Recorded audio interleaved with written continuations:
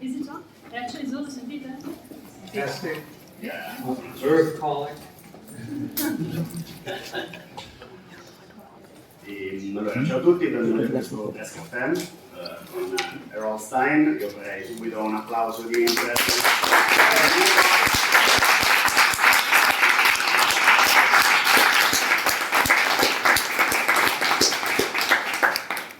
Thank you all for coming.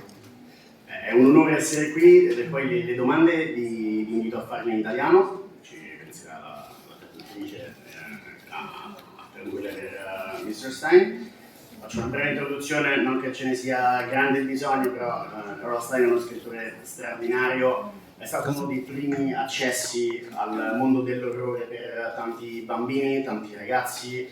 Lo conoscete sicuramente per la serie di Goosebumps, Piccoli Brividi in italiano, Fear Street, una produzione impressionante, centinaia di libri scritti, per tutti ci sarà sicuramente chi sarà cresciuto con un barattolo mostruoso, chi con la maschera maledetta, chi con il pupazzo parlante, insomma un libro nel cuore di ciascuno, anche nel mio.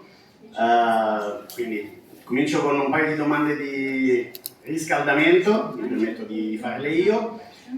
Una cosa straordinaria della produzione dell'autore è la capacità di riuscire a far immedesimare il lettore e far sembrare che sia veramente dentro la narrazione. E credo che una delle cose più importanti è che i bambini, i ragazzini protagonisti delle sue opere siano ragazzini veri, bambini normali, che però devono fronteggiare cose terribili, situazioni da incubo, quindi volevo sapere appunto come riusciva a ottenere questo effetto di immedesimazione. So you're absolutely great at making you feel like you're in the room, inside the narrative, but one of the things that speak out the most is that the kids in your books are normal kids. They are everyday kids, but they happen to face horrible nightmarish situations. So how do you accomplish this feeling that people can read and can actually feel part of the story, and they can feel they're in the room as well with the kids? Yeah, well, you're right. The kids in the Goosebumps books are all, they're all normal kids. They're never special kids. And the other part of it is the parents are always useless. That's true.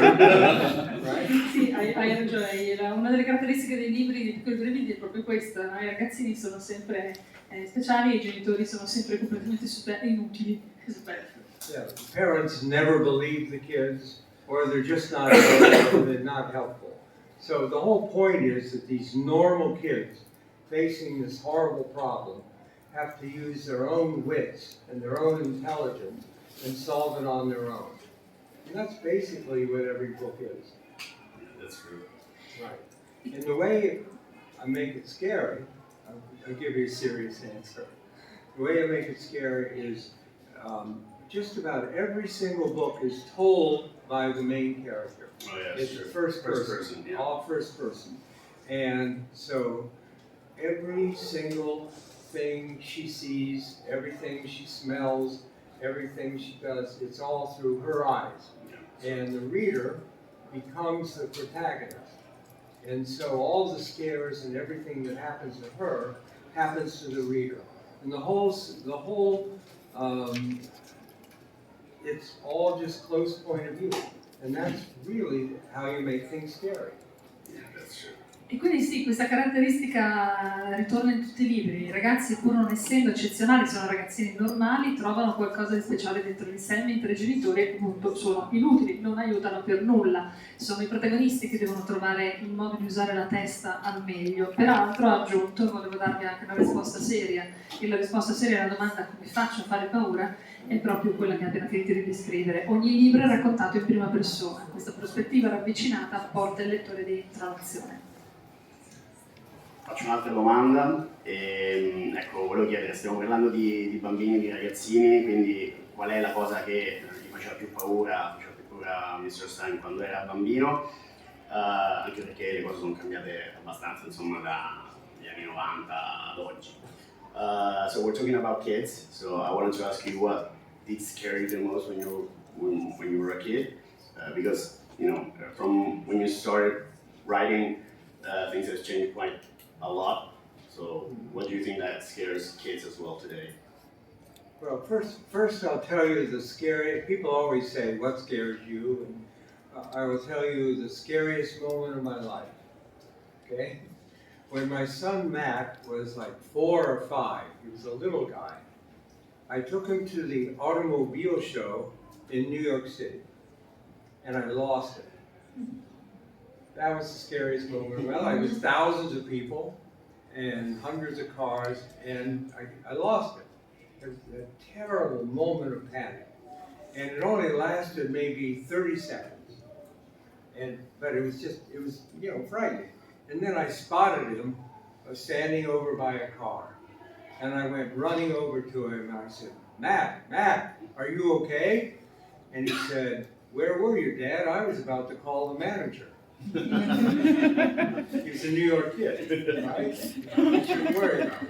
Vuoi sapere il momento che mi ha fatto più paura nella mia vita? È di parecchio tempo fa, quando mio figlio Mac aveva 4 anni, lo portai all'automobile show, alla mostra di queste esposizioni di automobili enorme a New York, e l'ho perduto, per un momento l'ho perso. Sarà durato 30 secondi, ma sono stati i peggiori della mia vita. Poi l'ho trovato vicino alla macchina in piedi e quando l'ho raggiunto è stato lui a dirmi: "Ma tu dove eri?" Stavo per chiamare il manager, insomma il direttore, a cui chiedere. But I will answer your question. I was a very fearful kid. I'm just afraid of a lot of things and very shy. I think that's one reason why I like staying in my room and typing and writing stories. And I would like ride my bike around the neighborhood in the evening. But when I came back, I was always sure something was lurking in the garage waiting for me. I'd take my bike and I'd heave it into the garage and go running into the house. And it's a really terrible way to grow up, to be that kind of frightened kid. But it came in handy later on when I started writing scary stories. I could bring back that feeling, I could remember that feeling of panic, and I could put them into the book. Ma rispondendo seriamente, sono stato un bambino molto pauroso, si spaventava facilmente. Stavo volentieri nella mia camera a scrivere, non ero uno che cercava avventure. Giravo in bicicletta per il quartiere, quando mi capitava di farlo la sera, avevo sempre paura. Avevo paura nel momento in cui rientravo a casa, mettevo la bici in garage, ero convinto che qualcosa sarebbe saltato fuori dal buio da un momento all'altro, e quindi la appoggiavo lì in fretta e poi entravo in casa. Ed è un modo orribile per crescere, sinceramente, però è stato utile successivamente, perché mi è servito, ce l'avevo con la memoria fisica e l'ho usata nei miei libri. Della paura, ricordavo la paura. And regarding... No, that's fine. Absolutely, yes. Is that okay for you? Chiedo dei ragazzini di oggi di cosa hanno paura secondo voi. And regarding kids today, compared to the 90s, what are they most afraid of today? The same things. Le stesse cose. No, we always say, well, kids must have changed. I've been doing Goosebumps for 32 years now. You say, oh, how have kids changed? And they haven't. The thing is, your fears, the technology changes. The technology changes every 2 weeks. But I mean, cell phones ruin every plot. They ruin every story. And I always have to get the cell phones out first before we start the story. But your fears never changed. It's all the same. Afraid of the dark, afraid something's under your bed or in the closet, afraid of getting lost, afraid of there's a monster. Those never change. I always thought, I was a kid in the 50s, and I think Goosebumps could have been written back then. Ma credo che molte cose non cambino, i ragazzi oggi hanno paura delle stesse cose, cambia la tecnologia si riflette all'interno delle storie, adesso ci sono cellulari descritti praticamente in qualunque storia, una volta no, era impensabile ovviamente, ma il resto, la paura del buio, la paura della solitudine, la paura dei mostri, la paura dell'incognita e dell'ignoto, questo fa parte dell'esperienza di qualunque ragazzo, e io che sono stato un bambino negli anni 50, dico che era lo stesso anche per me. Piccoli Brividi avrebbe potuto anche essere scritto negli anni 50, le paure restano le stesse. Se qualcuno vuole fare una domanda io aprirei, poi in caso mi introduco ogni tanto.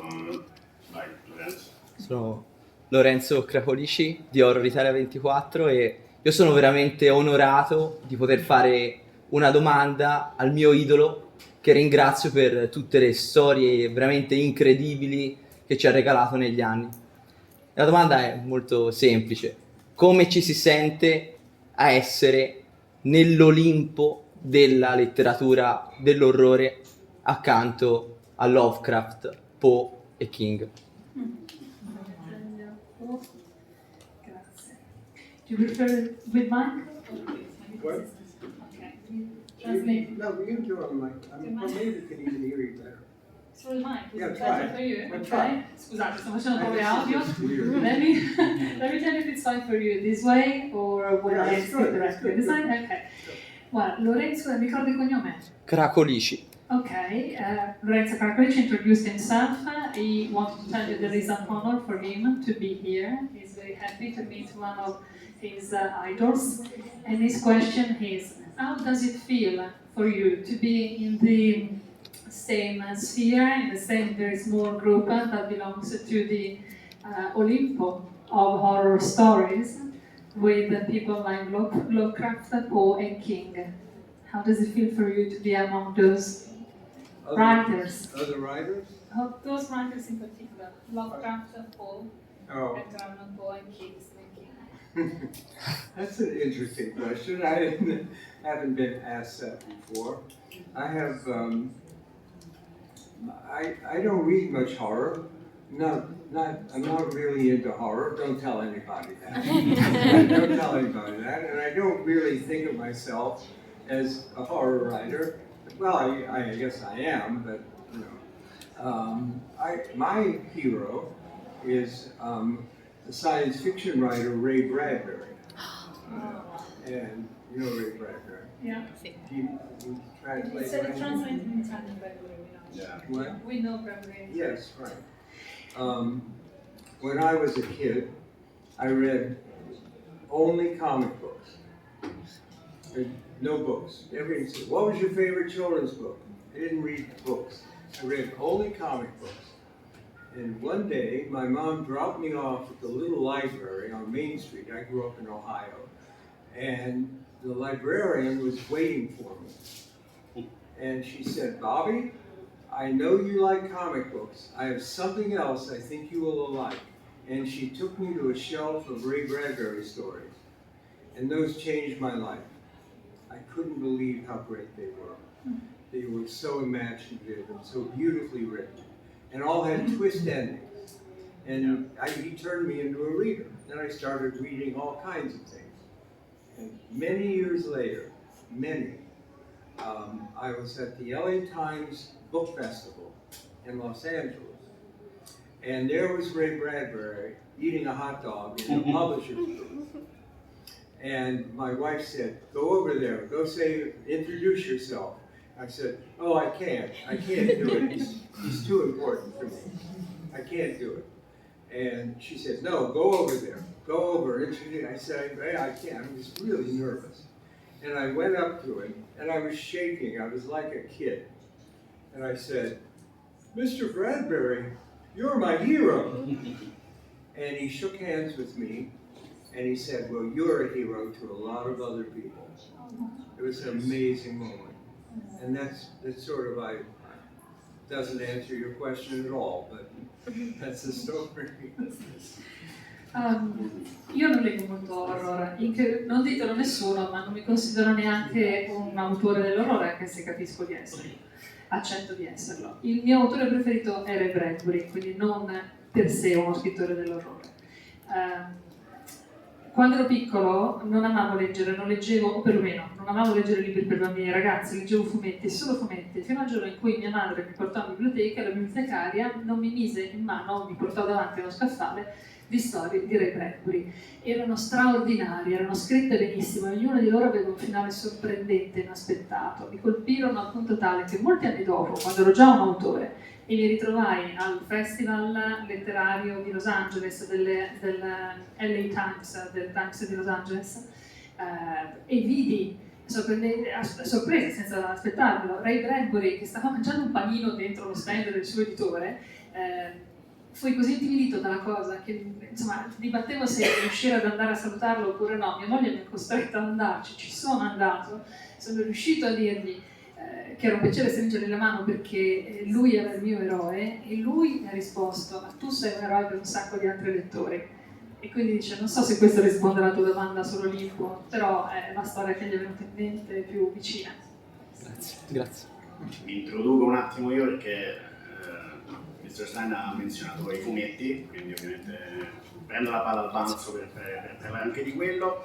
Del primo approccio dell'horror più o meno ha già risposto, però volevo chiedere appunto se tra quei fumetti ai quali si è approcciato da bambino ci fossero i primi spunti orrorifici, il suo rapporto per esempio con Tales of the Crypt, quindi capiamo. You mentioned comic books before, so I asked you a question about that because you already answered about your first approach to horror in some way, but I wanted to know if among those comic books that shaped your career and your life were Lucca Comics Games, which has comics at its core. So if among those comic books there was also Tales of the Crypt, and if yes, what impact did it have on your life? No, we had these wonderful horror comics when I was a kid. I was about 10 or 11. And, Tales from the Crypt and The Witch's Cauldron and The Haunt of Fear. And I loved them. And also, you can see they're very influential on me because they're gruesome, they're terrible, they're frightening, and they all have funny twist endings.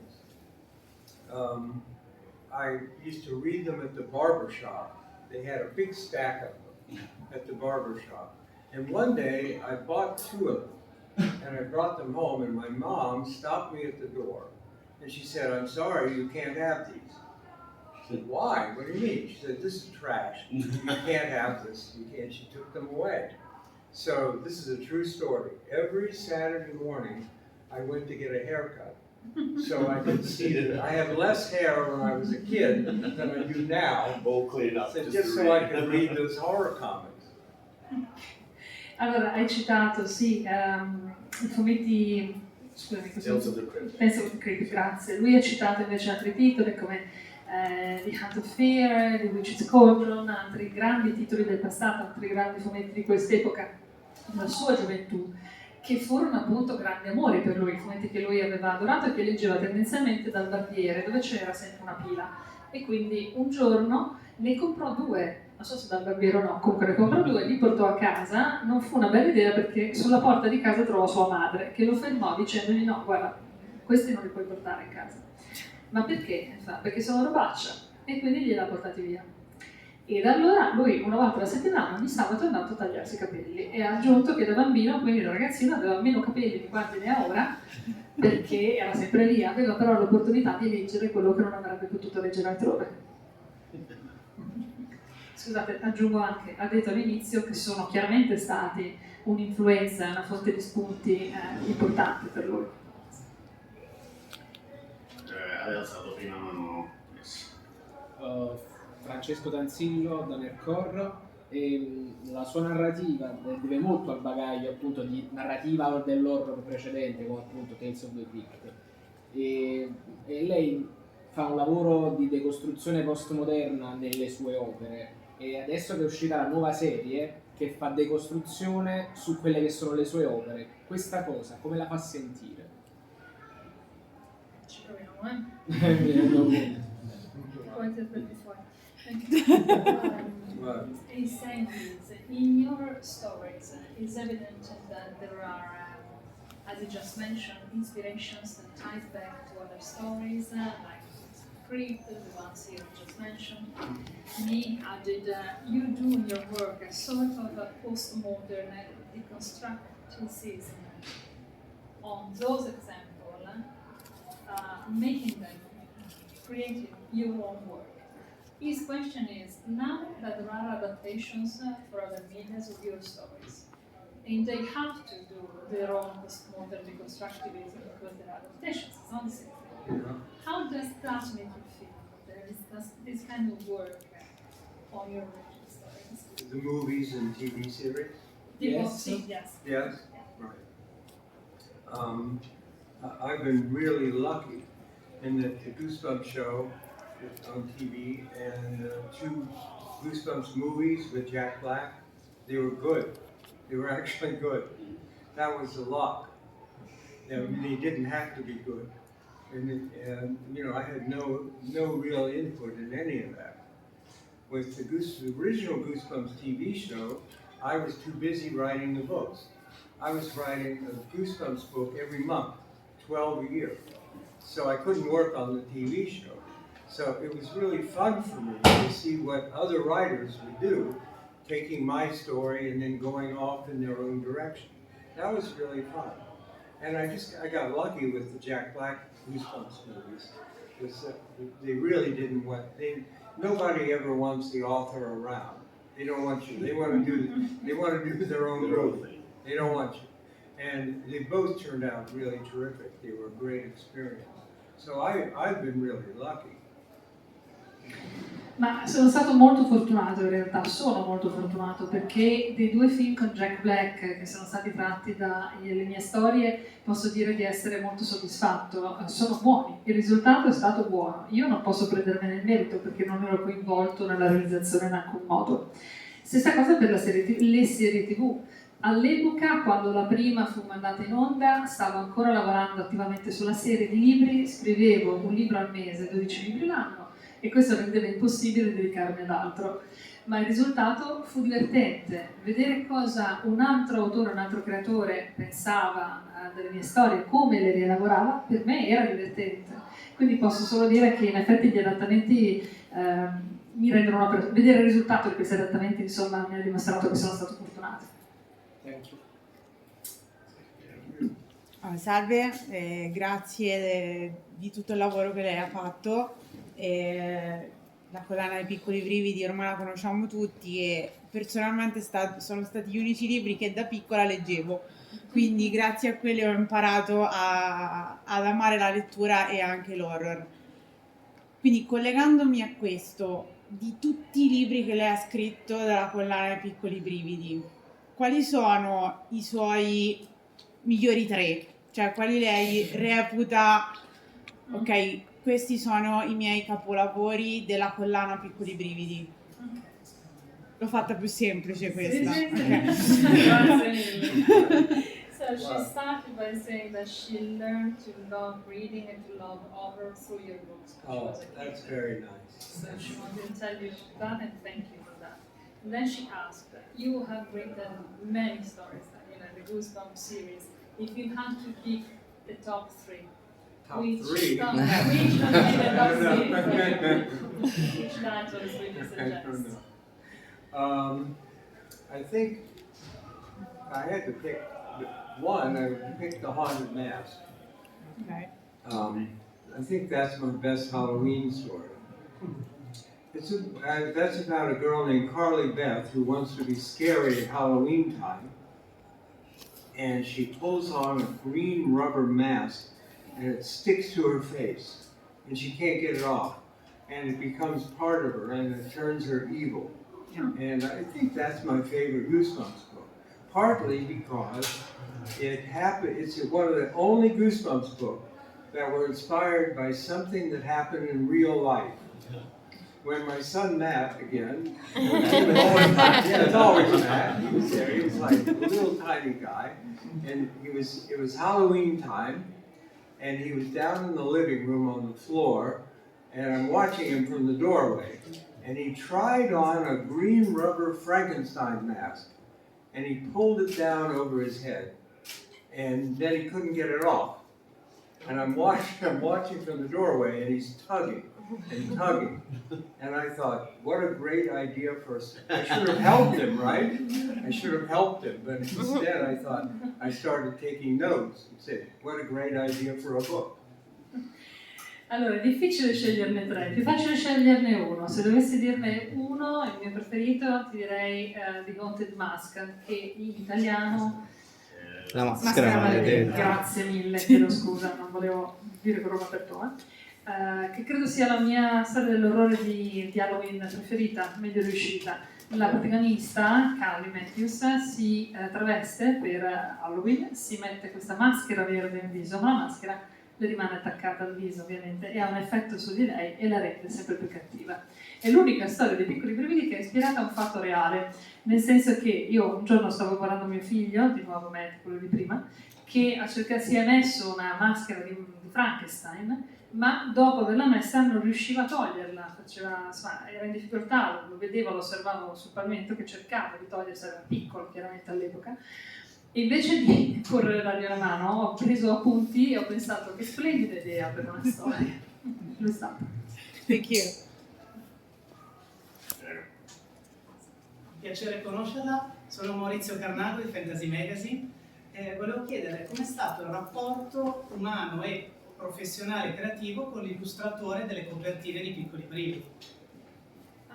Maurizio from Fantasy Magazine, would like to ask you how was your relationship and creative, personal, professional relationship with the illustrator of the covers? Well, Tim Jacobus did the first 100 Goosebumps covers, 100 paintings, and he was absolutely the best cover artist we had because he captured the horror and the humor. He got it both. And the truth is, I didn't meet him for 3 years. They kept us apart, so we worked together, and the way we worked is I would be writing the book, and I would send him a little paragraph, one line, say, the book is called Say Cheese and Die, and it's about an evil camera that kids discover. So he would do the painting while I was doing writing. He never saw the book.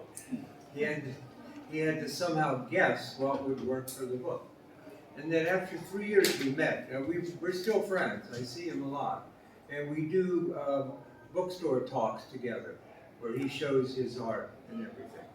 And he got it right every time. He got the cover right, except for Say Cheese and Die, which is about kids who discover an evil camera. And instead of doing something like that, he sent in a painting of skeletons barbecuing. It had nothing to do with the book. But yes, nothing to do with the story. And of course he couldn't change the painting. They called me and they said, Bob, could you add a chapter, or could you add a scene with skeletons barbecuing? So I added a dream sequence. The kid has a dream about skeletons barbecuing, and that's how we solved the problem. Thank you.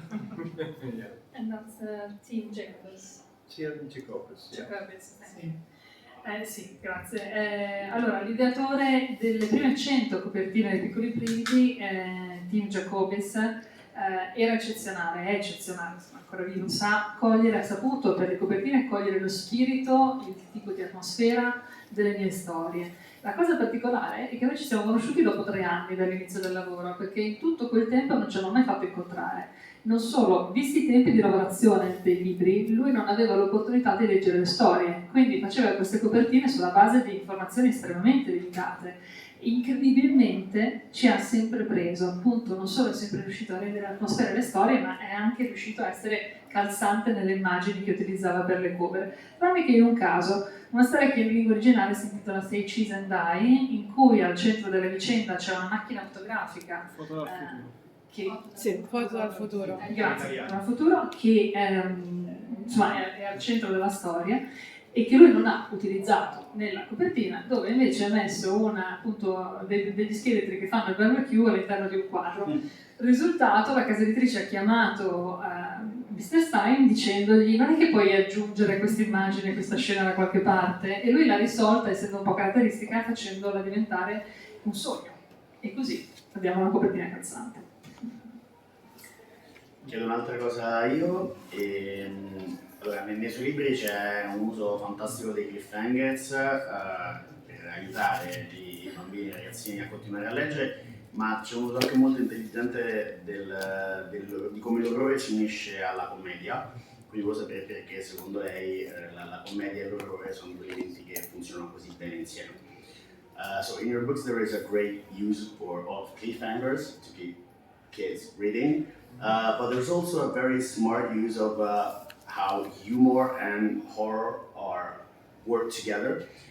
So why do you think that horror and comedy blend together so well? I think people have the same visceral reaction to humor and horror, and I think they're very closely related. When you sneak up behind somebody and you go, boo, what do? First they gasp and then they laugh. Or when you go to an amusement park and you walk up to a roller coaster, you hear people screaming and laughing at the same time. It's a very, I never planned to be scary. I was always funny. I did a humor magazine for 10 years. I wrote a lot of joke books for kids. I never planned to be a scary guy. And I started writing and I realized just how close the two were. And of course in Goosebumps, if it starts to get too scary, I throw in something funny. Because I don't really want to terrify kids. Not too much. Not too much. Just enough, yeah. Ma io credo che orrore e umorismo siano in realtà molto legati tra di loro, soprattutto provocano nella gente la stessa reazione istintiva di pancia, la stessa risposta immediata. Fai caso, ho fatto un paio di esempi. Quando salti fuori di sorpresa davanti a qualcuno e gli fai bu, la prima reazione dopo lo spavento è lo scoppiare a ridere, è liberatorio. Stessa cosa sulle montagne russe. Che cosa fai? Ridi e urli, uno dopo l'altro. C'è proprio un legame tra queste due reazioni che fanno parte della nostra natura. Io scrivevo storie umoristiche, scrivevo storie che non avevano a che fare con l'orrore, non pensavo che poi mi sarei dedicato a quest'ambito. In ogni caso, tutto sommato, anche quando ho cominciato a farlo, non voglio davvero fare paura ai bambini, non è quello lo scopo, quindi c'è anche sempre un pochino di umorismo. Allora, io sono Filippo Castello da Horror Italia 24 e siccome siamo a Lucca Comics e potremmo anche dire che è un cerchio che si chiude, negli ultimi anni ha iniziato a scrivere anche fumetti con serie che purtroppo non sono ancora arrivate in Italia. Volevo chiedergli come si è approcciato a questo nuovo medium, se è stata un'esperienza difficile, se è stata un'esperienza in qualche modo gratificante e niente, questo è quanto. Fumetti? Sì. So, in the last few years, you started to work on your own comics, a different medium compared to books. I'd like to ask you, what are the main differences for you? How do you feel changing? Jumping from books to comics. What would you like to tell us about that? Yeah, I'm really enjoying writing comic books. It's sort of full circle, since I liked them so much when I was a kid. And I find comic books are like writing a TV script or a movie script, and they're easier for me because I'm not good at description at all. I'm terrible at it. I don't know trees. I don't know flowers. I don't know anything. So when you write a comic book, you can say, he's walking through the swamp. And you don't have to describe anything. The artist has to come up with all the plants and all the wildlife. The artist has to do all the work. And so it's easier for me. It's a lot more fun. Mi piace molto scrivere fumetti, mi trovo bene, mi sembra un modo per chiudere un cerchio in qualche modo, mi riportano alla mia prima passione, no? Le prime letture. E poi c'è un vantaggio, una delle cose che io non amo fare è la scrittura descrittiva. Rispetto ai libri hanno il vantaggio di non richiedere altrettante descrizioni, io di solito taglio moltissimo, non metto elementi come foglie, fiori, piante, eccetera. Quindi in un libro sono obbligato a mettere qualcosa, ma all'interno di un fumetto posso scrivere anche solo una riga di testa del tipo stava attraversando la palude. Dopodiché è un problema dell'illustratore, del disegnatore, e quindi per me va benissimo, mi piacciono molto. Salve, allora sono Beatrice Scolini da Città della Spezia e volevo chiederle, io e mia sorella siamo cresciute con le sue storie, in special modo io le leggevo a lei perché è più piccolina e ci piaceva un sacco proprio l'unione che si creava tra spesso i protagonisti bambini che erano proprio o fratelli o sorelle. Quindi volevo chiederle da dove è nata l'idea, vista anche l'inefficacia degli adulti, di dare accento proprio alla cooperazione tra i bambini. Forse penso anche, visto che l'adulto rimane più cieco rispetto a un bambino, riguardante la realtà e la non realtà che lo circondano. Quindi volevo sapere questo e se il finale aperto, comunque twisted, come ha detto lei, fosse stato influenzato poi dai racconti di Bradbury alla fine. Basta, ho finito. It's actually two questions. Very nice. Beatrice was telling us that. Yes, it's confusing for me. No, sorry. If you prefer, I can do it like this. Do you prefer like this? It's okay? Okay. So, Beatrice was saying that she grew up reading your stories, and in particular, she grew up reading your stories to her younger sister. And one of the things that they both liked in those books is a kind of strong and tight relationship that you build between siblings, oftentimes. So, she wanted to ask you about that. Correggimi poi la Sì, è tranquillo. And What about it? she wanted to ask you about this idea of developing and insisting on the relationship between siblings in your stories. Is something you care about in particular? And the second question was the twisted endings and sometimes the open endings of your books. Are they an homage of sort to Bradbury? Are they inspired by his books? Those two things. I don't know. When I'm reading, I love twists in books, and I live for twists when I'm writing Goosebumps. I always want a part of the book.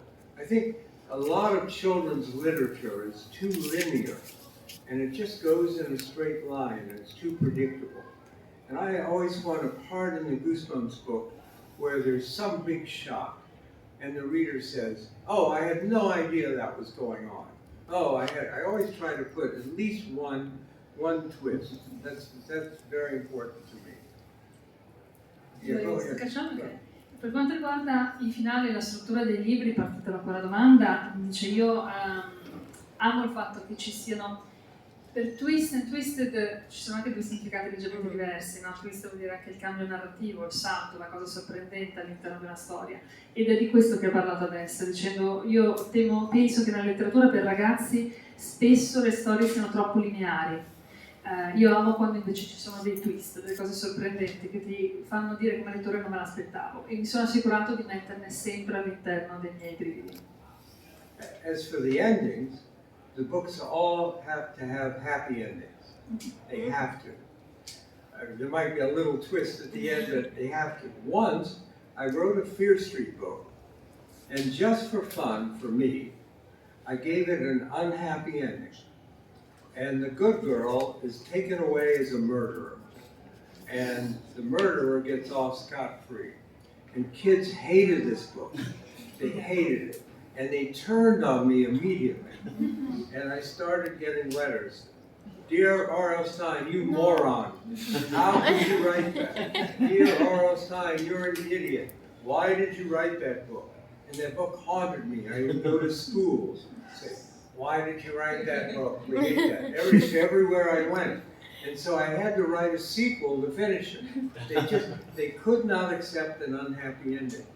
I wrote a sequel to finish it. Per quanto riguarda i finali devono essere felici, devono essere finali con un lieto fine letteralmente, ma devono per forza, perché c'era stata un'eccezione nella mia carriera, avevo scritto un libro della serie di Fear Street, se non mi sbaglio, in cui avevo scelto di fare incarcerare, mettere in prigione la brava ragazza e lasciare libero di girare senza un pensiero l'assassino.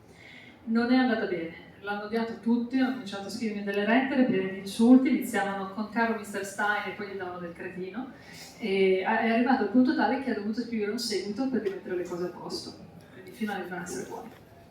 As for I'm still answering your question. I'm sorry. Brothers and sisters, every book has to have a boy and girl. The secret of Goosebumps, people always think it's for boys. People always say, "Oh, you got boys to read, way to go." But the secret to Goosebumps' success is it's equally read by boys and girls. we capture them both. So I always have, sometimes a brother and sister. Usually the little brother is usually a horrible pest, right? But there's always a boy and girl in every book. E poi sì, per tornare alla domanda sul rapporto tra fratelli e quanto è stretto, dovevano esserci un ragazzo e una ragazza, dovevano esserci, e spesso io li raffiguravo come fratello e sorella, ed era un modo appunto per raccontare un legame stretto tra di loro, tra i protagonisti. Thank you. Thank you. Io sono Nicola Piccico, sono come creator e intanto devo dire che anch'io come tanti altri sono cresciuto con le sue storie e ho preso passione sia per la lettura che per la scrittura da questo. E quindi la domanda che volevo fare è proprio sulla scrittura, se c'è ad oggi un libro che o negli corsi degli anni avrebbe sempre potuto scrivere ma non è mai riuscito a scrivere, o per un blocco perché magari non è riuscito a trovare, diciamo, il giusto sviluppo, o qual è la storia che vorrebbe scrivere adesso, insomma, in questo momento. Su questo lavoro. He too, he too is a fan and grew up with your books, and so thank you for that. I'd like to ask you a couple of things. Is there a book that you would have always wanted to write and haven't been able to, or would like to? No. Ok, so per la prima domanda la risposta è no. No. Ok, e la seconda, perdonami, ripetimela un attimo. Era se c'è un libro in particolare, un'idea su cui sta lavorando adesso, insomma. Grazie. Is there anything, any idea, any new subject or concept that you are working on now that you'd like to share? No. I'm working on a new Goosebumps series, House of Shivers, and I'm doing graphic novels. The newest ones are called The Graveyard Club. They're for teenagers. And I have a series of short story books. I don't know what they're, they probably have different names here. The short story books are called Stine Tinglers. And I'm doing, they have 10 short stories, which is not fun. It's a very bad idea. Actually, I wanted to write a short story book, 10 short stories. And I proposed it to the editor. And she said, okay, I'll take 3. Let's see, I only wanted to write 1. But I never say no to anything. This is my major flaw in life, is that I always say yes. So I ended up writing 3, and now I'm writing 2 more. It's not ridiculous.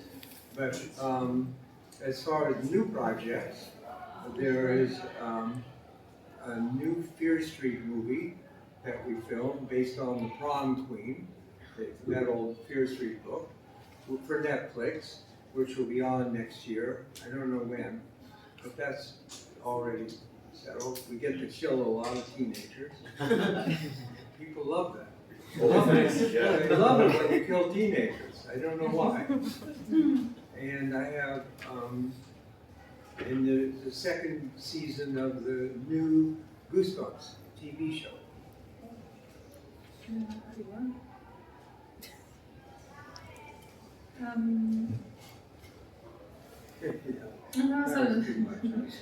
don't worry, I might check in with you and ask you a couple of things. So, sta lavorando parecchio, sta scrivendo varie cose. Il primo titolo, ammetto di essere del perso. Sorry, the first title you mentioned, House of Shivers. House of Shivers, thank you. Il primo appunto si chiama House of Shivers, la seconda è credo una serie di graphic novel. House of Shivers è la nuova sottoserie di Piccoli Brividi. Ti ringrazio. La Casa del Terrore. Ok, la Casa del Terrore è la nuova sottoserie di Piccoli Brividi, grazie mille. La seconda cosa che ho citato è Graveyard Club, che è una serie di graphic novel. Poi ha parlato di Stine Tingles, che sono una serie di storie brevi, 10 se non sbaglio, ho citato all'inizio, che non gli piacciono, evidentemente perché non è stata una buona idea, quindi non è stata una buona idea per nulla, anche perché lui all'inizio aveva proposto all'editore una storia sola, poi gli hanno detto bella idea, la prendo, 3, fammene 3, a quel punto ne ha scritte 3, poi ne ha scritte altre 2, le altre 2 diventeranno immagino 10 alla fine. E ha aggiunto che c'è anche del fermento sul fronte altri media perché faranno un nuovo film di Fear Street per Netflix che uscirà nel 2025. Basato su The Prom Queen. basato su 2 drama queen in cui si sono divertiti a uccidere un sacco di adolescenti, di teenagers, e poi ovviamente c'è la seconda stagione della serie dei Piccoli Brividi che è stato rinnovato, per cui uscirà la seconda stagione. Abbiamo quasi finito il tempo, io faccio un'altra domanda, poi se vi vengono in mente altre cose abbiamo tempo forse per un'altra. Abbiamo parlato un sacco di adattamenti delle sue opere, però volevo sapere, parlando proprio di cinema, se ci sono invece degli autori, dei registi orrorifici, ma non solo, che hanno ispirato il suo lavoro, comunque che apprezza particolarmente. So we spoke a lot about cinema and TV regarding your adaptations, adaptation of your work. But I wanted to ask you if there was any author, any directors, especially regarding cinema, that you appreciate or that inspired some of your books. So, movie people? And Movie directors or any film in a particular. lot of people that, you're influenced by everything you see. You know, the Twilight Zone TV series, Rod Serling, that was very important to me. And that was a very big influence on me. And there are certain horror movies that, I was a kid in the 50s, and my brother and I used to go to this little movie theater every Saturday morning to see it, Tom and Jerry Cartoon Festival, and a horror movie.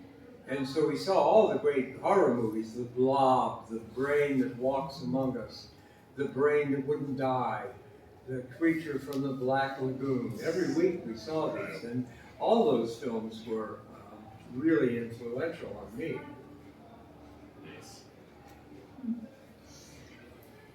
Allora sì, le fonti di ispirazione sono tante, ha citato Rod Serling di Twilight Zone, il fatto che è stata fondamentale, importantissima per lui, ha anche detto io sono figlio degli anni 50, ero ragazzino negli anni 50, ricordo che con mio fratello in quel periodo andavamo ogni weekend al cinema a vedere i cartoni di Tom e Jerry e poi un film dell'orrore, ed erano i film di quegli anni che hanno fatto scuola in qualche modo, quindi ha citato The Blob ovviamente, The Brain That Walked Among Us, non so come siano stati tradotti in italiano, grandi titoli degli horror degli anni 50.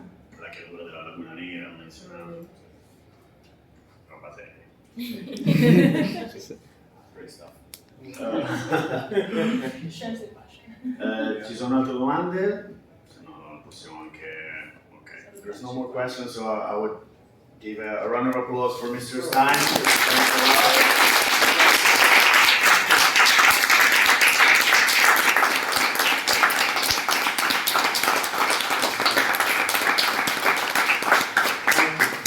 Thank you so much. I wish I spoke Italian, really. Grazie a tutti. Grazie.